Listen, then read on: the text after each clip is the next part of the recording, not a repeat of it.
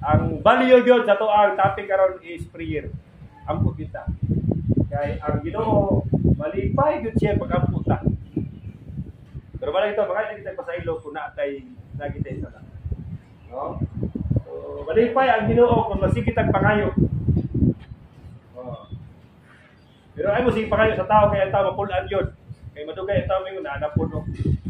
Ulam na po dito, bayan. So nana usahay. So ang Ginoo manghulam ta, mangayo ta. Ana. Ato lagi tarong og gamit. So wala ta mga igsoon, magampo ta.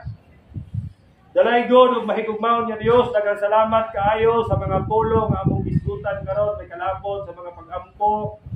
Di man din kabalo sa gyud pag-ampo, pero salamat nga naigiya nga ito ang among amahan na sa langit, kinahanglan among daygon ibawat karamatan, tubod ko matuman. Mga pangayo kami sa among mga panginahanglan, pangayo po kami sa kapasayloan sa among mga sala, pasaylo po kami sa kasala kanamo. Salamat kay mo kaligiyahan sa pag-ampo, ampo ng proteksyon, kahit sa mga kadaot, tentasyon, luwason mo kaligikan sa mga dili maayo. Salamat kay Ginoo.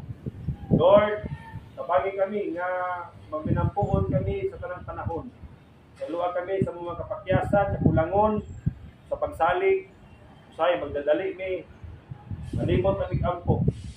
Lord, tabagi mi nga sa tanang panahon, makahinumdog yun mi nga dapat mag-ampo, mangayo gid mi nga kanimo. Dalay gyud ka sa pangalan ni Jesus. Amen.